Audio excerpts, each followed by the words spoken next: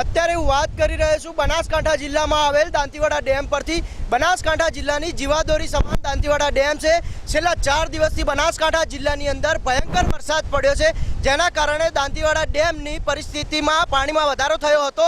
જેના કારણે આપણે જોઈ રહ્યા છીએ કે અત્યારે દાંતીવાડા ડેમના 7 દરવાજા 14 તેમજ આ પાણી બનાસ નદીમાં જઈ રહ્યું છે અને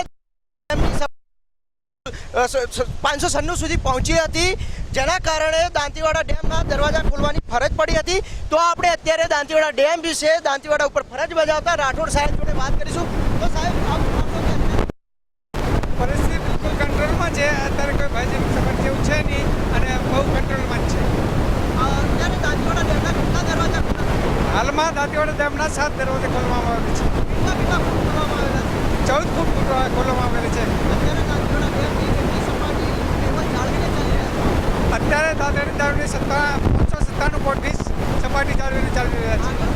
કેટલી આવક થઈ રહી છે? 1,10,115 ક્યુસેકની આવક થઈ રહી છે।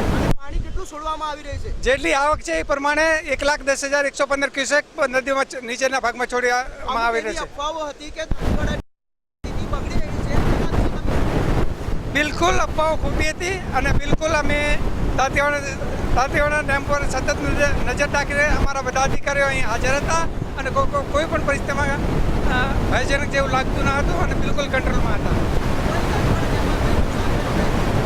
હાલ પૂરતું કોઈ નુકસાન જાણવામાં આવતું નથી।